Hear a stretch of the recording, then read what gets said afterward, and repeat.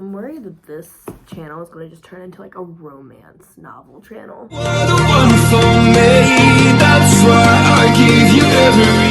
Hi, welcome back to Book It, and today we're going to go in with another romance novel. I know. I went on a romance spree like during the summer, and all I read was romance novels. So now that's all I have to review. But luckily, for the fall time, I've been reading a lot of thrillers. So a lot of those are going to be coming forward as well. Also, this is the first book by Tessa Bailey that I ever wrote, because she was like everywhere for a time on TikTok, and then on like in every bookstore she was like front and center. And yeah, so I'm going to start with It Happened One Summer. I did not know that this is a like two-parter, because her really popular book Hook, Line, and Sinker is like the second one of this. I don't have that. I don't own that. I didn't buy that. So yeah, and I'm on a book buying ban until I get through this. But yeah, no, we're going to talk about It Happened One Summer. So like I said, it's the first Tessa Bailey book that I've read, and I have to worry. I was kind of worried because a lot of people were like, oh, she's like Coho, but worse. And I was like, oh no, scary. But then I also heard that people were like, oh, she's an amazing smut writer. And I was like, oh, okay. So then I started comparing her more to like Penelope Douglas, which as we all know, I have a rocky relationship with Penelope Douglas, but she makes me happy. So I was kind of like worried. And I will say this, like, this is the first book I've read by her, and it was very well written, and it was a good romance novel, but it was very predictable. And just like every romance novel, there was a fight that caused them to be apart, and then they ended up realizing they needed to be back together, which was, you know, whatever. So the book follows Piper, what's her last name? Piper Bellinger. She's like an influencer. She's very like rich, whatever. And her stepdad decides that she's done with her party life, because she ends up throwing like a rooftop party to like stay relevant. And her stepdad's like, no, we're done. Like, I have a lot of money. You're using it. You are going to go stay like in their hometown, because like her mom and her father like grew up in a smaller town in Washington. And he's like, you're going to go stay there for the summer, like, good luck. And she's like, what, why? And he's like, you're gonna have to figure it out. Like, I'm cutting you off, basically. So she ends up moving there. Her sister ends up going with her. Her sister's name is, okay, yep, doesn't say her sister's name. Well, her sister ends up going with her, because her sister's like, I can't like leave you out here by yourself. I'm trying to find her name, sorry, as I'm like scrolling through real quick. Hannah? I think her sister's name is Hannah.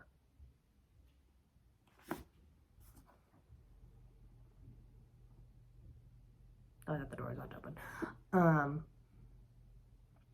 But yeah, no. So he ends up staying there with her. They like it a lot, you know. And then she ends up meeting a fisherman captain named Brendan. And, you know, that's when their story starts, because he's, you know, rough around the edges, and he's a hardcore worker, and she's money galore. I liked it. This was like really, Tessa Bailey said this was Schitts Creek inspired. Because she said that when she thought of like Piper, she thought of like Alexis, and as somebody that loved Schitts Creek, I could picture Alexis in this situation. And there's a lot of like similarities between the two. There was like talk about how she was rich just because of her stepfather, and then there like in a point she like didn't have any sense of money, so she never had to worry about it until she was like on her own, and then she had to worry about it. So yeah, she's cute. She falls in love with a fisherman, and we end up like later on, that's exactly what her mom did. Her dad was a fisherman who died, and he like was really big in the town. They had like a statue dedicated to him. So when they find out who she is, they're like, oh my God, like, we haven't seen you in years. Like, her grandma lives there.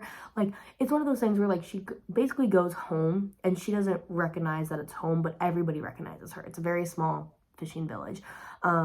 So she kind of like learns more about her dad, and she learns that like her mom fell in love with her dad, and her dad was a fishing captain, and Brendan's just like him.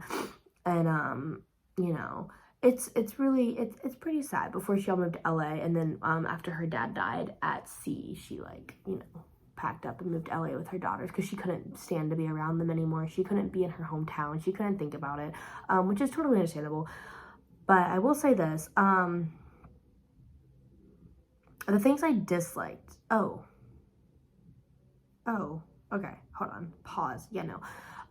So in the book, you know, Brendan's out at sea. There's like a really bad storm one day, and like Piper's freaking out because she's having like, oh my god, this is what happened like with my mom and my dad. Like, what if this happens to me?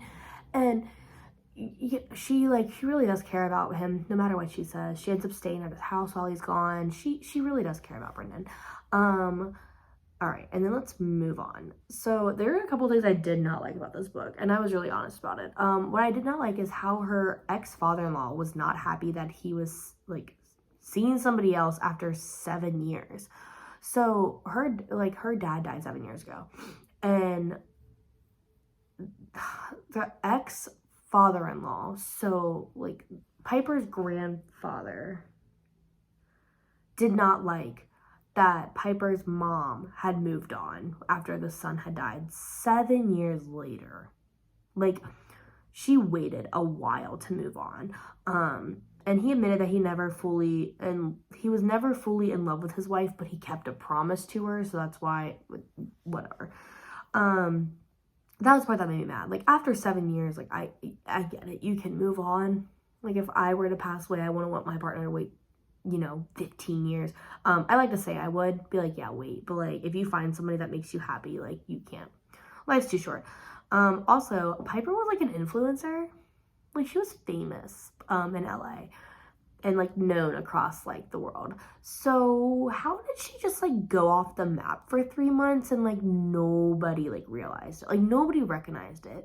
How are there people not texting her and reaching out to her? I mean, if she was famous, she would have like famous friends, right?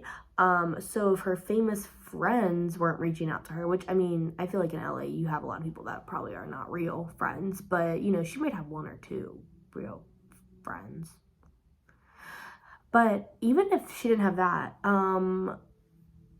if she was famous, wouldn't she have like sponsorships? Like, wouldn't she have stuff going on? Like, this is where my mind goes to, is like the modern day influencer usually has like sponsorships and stuff. Like, they usually have they have stuff they have to be doing. So I don't understand how she just dipped off the map and like nobody noticed, and like everyone was like, oh, like that's just totally normal. And then when she goes back to LA, they act like nothing happened. They're like, oh yeah, like Piper's back. Like, what? No, what? She was gone. I don't know. She might have had something else, but whatever. Oh, okay. I was also really upset when their stepdad canceled after they got like the bar back together. So like the entire time they're there, they kind of like transformed the bar back to like what it used to be. And I was really upset that their stepdad canceled because they worked really hard on it, and that just was something that like hit me, and I was like, oh, that's kind of sad that he canceled like last minute. Like, will their mom ever return to the city was also one of my questions, because like I understand she was losing someone, but at this point it's been like 20 plus years and she still will not like set foot back into the town, which I think is like, girl, come on. Yeah. And then I also put the smut was cute and fun. It was not as good as everyone described it. Everyone was like, oh my god, this book is so smutty. It's so smutty. No. It wasn't. Yeah. So overall, I gave It Happened One Summer a 3 out of 5, and The Smut was a 2 out of 5. There were some okay parts, but overall, I was not like super impressed with it, and I feel bad. But yeah, I liked the characters. I thought the characters were great. I thought the storyline was okay. I thought that the storyline could be a lot better, but I didn't write it. It was my first book by Tessa Bailey. It was okay. I don't know if I'm going to be reading more of her stuff. I might at one point buy Hook, Line, and Sinker just to have both of them, but I'm not in the rush right now. I'm on a book buying ban until I read at least 55 more books. Until I think I'm gonna make it until all the books are off my floor. So that'll be a minute. But yeah, that's it for this one. Let me know what you think about Tessa Bailey. If you think she's a good writer or not. I think she writes fine. She's just not one of my favorites, and that's okay. And then also make sure you follow my Goodreads in the link. Oh my god, why do I always hiccup when I do this? Follow my Goodreads in the link below so that way you can know what books I'm going to be reading next. Also like and subscribe because that helped me out so much more than you could ever imagine. But yeah, no, that's it. That's it for today. So until next time, bye.